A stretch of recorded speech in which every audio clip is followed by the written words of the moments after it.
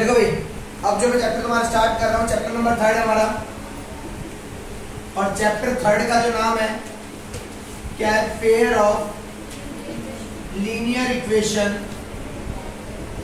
इन two variable.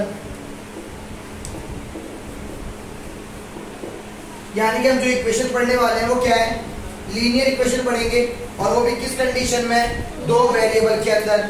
अब जिस किसी को ये नहीं पता वेरिएबल क्या होते हैं, भाई वेरिएबल सिंपल से याद रखो, ऐसी कोई भी इक्वेशन जिस किसी इक्वेशन में हमें लिखा हुआ मिल जाए x, y, z या कोई अदर अल्फाबेट जिसकी वैल्यू हमें गिवन ना हो, वो सभी क्या होंगे, हमारे वेरिएबल होंगे।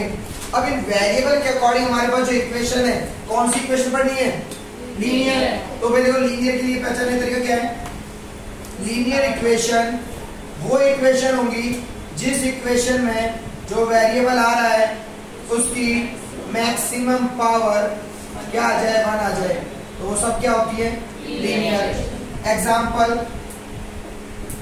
5x + 3y + 4 = 0। अब देखो यहाँ पे x और y वेरिएबल है, इनकी कोई पावर दिख रही है, नहीं, यानी 1 पावर होगी, 1 पावर पे कौन सी इक्वेशन होगी, वो लीनियर। अब इसकी general form ax + by + c = 0, ठीक है भाई। ये तो डबल क्विज का बेसिक।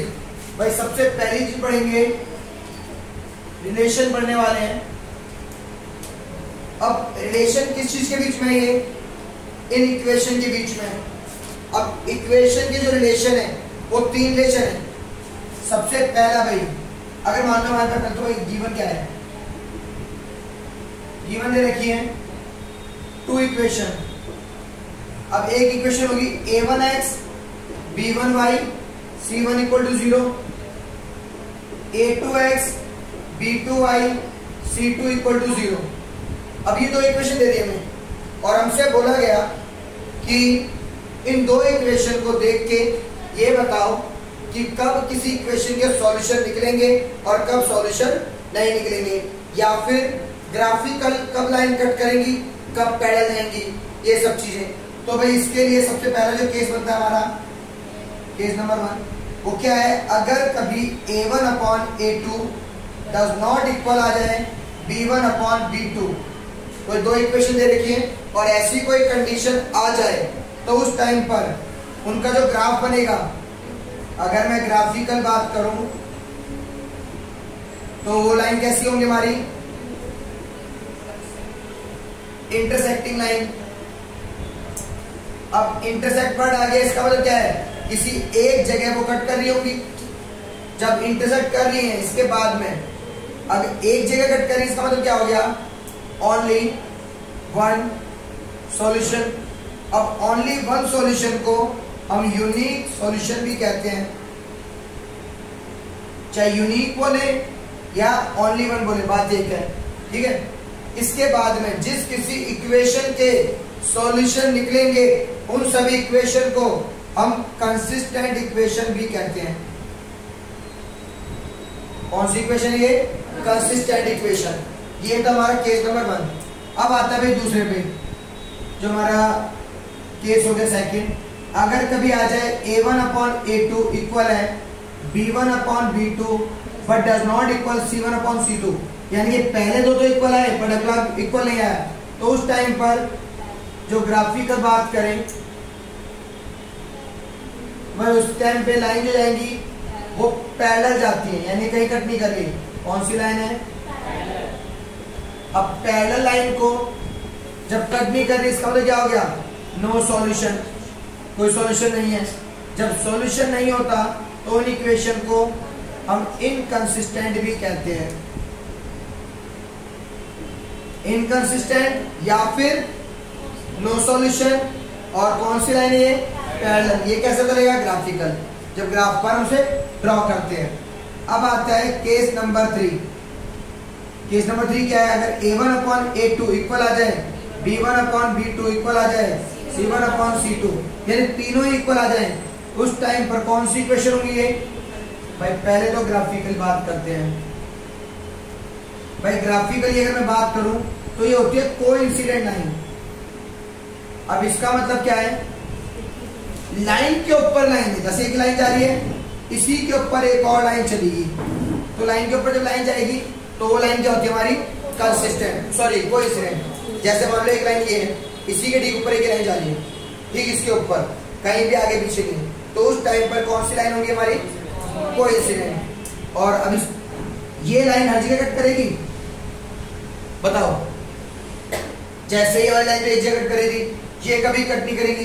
क्या ये दो लाइन है ना, क्या हर जगह कट कर रही है, हर जगह तो कट कर रही है। जब लाइन के ऊपर लाइन है, सोचो एक लाइन ये, एक लाइन ये, इसके ऊपर जा रही है, तो हर पॉइंट पे कट नहीं करेगी वो। कट का मतलब क्या, टच हो रही है ना, टच भी हो रही है तो भी वो कटी मानेंगे उसे हम। तो क्या है, अगर हर जगह कट कर रही है, इसका मतलब क्या हो गया, यहाँ जो सॉल्यूशन होंगे वो इनफाइनाइट होंगे। सॉल्यूशन यहाँ पर भी है, सॉल्यूशन यहाँ भी है। सॉल्यूशन वाली इक्वेशन कौन सी होती है, कंसिस्टेंट, तो ये भी कौन सी होगी,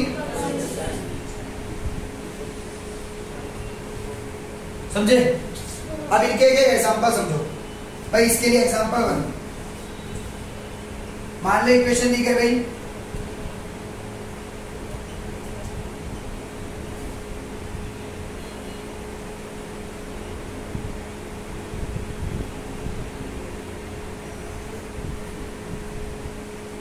A1 है 3, A2 है 4, B1 है 2, B2 है 8, ये 1 पे आ रहे 2 पे, सॉरी 4 पे, ये 3/4, ये 1/4, क्या आपस में इक्वल है, नहीं, डज नॉट इक्वल, यानी कि 3/4 डज नॉट इक्वल आ गया 1/4। अब हमसे अगर पूछा गया क्या ये ग्राफिकल कट कर रही है, हाँ भाई इंटरसेक्टिंग लाइन है, और इसके अलावा ओनली वन सॉल्यूशन, ये यूनिक सॉल्यूशन है, या पूछा गया कंसिस्टेंट है, हमसे कुछ भी पूछ सकते हो। हमें इक्वेशन दे दी और पूछा गया चेक करके बताओ ये ग्राफिकल क्या कर रही है। ग्राफिकल बोल दिया जाए कभी भी तो क्या है, इंटरसेक्ट कर रही है, इंटरसेक्टिंग लाइन है। अगर बोल दिया गया क्या सॉल्यूशन पॉसिबल है, हाँ भाई, कौन सी कंडीशन है, इंटरसेक्टिंग ओनली वन सॉल्यूशन, इसका मतलब क्या है, कंसिस्टेंट या यूनिक सॉल्यूशन बोल देंगे, ठीक है। जो पूछा उसके अकॉर्डिंग आंसर लिख देंगे। अब जैसे इसके लिए एक एग्जांपल,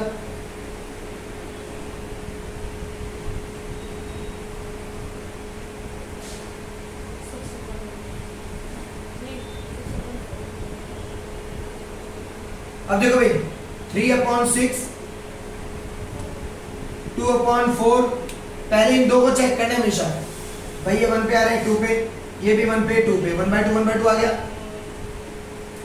अब अगले वाले को देखते हैं भाई 5/7, ये तो कटेंगे ही नहीं, तो डज नॉट इक्वल हो गया किसके, 5/7 के।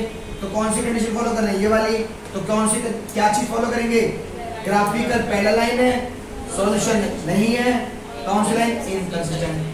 जो पूछेंगे हम वो लिख देंगे।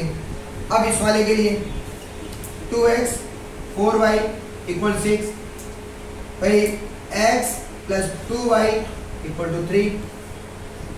अब देखो यहाँ पर क्या है 2, यहाँ इसका है कुछ नहीं, 1, यहाँ कितना है 4, इसका है क्या होगा 2, पहले से कट कर दिया 1 पे, ये 2 पे, 2/1 आ गया। अब अगला 6/3, ये 1 पे, ये 2 पे, ये भी 2/1 आ गया, यानी कि 2/1 इक्वल है 2/1 इक्वल है 2/1। तब सारे इक्वल आ गए, इसका मतलब क्या हो गया, तो ये कोइंसिडेंट नहीं होगी। समझे एग्जांपल, पक्का सोच लो, कर लो।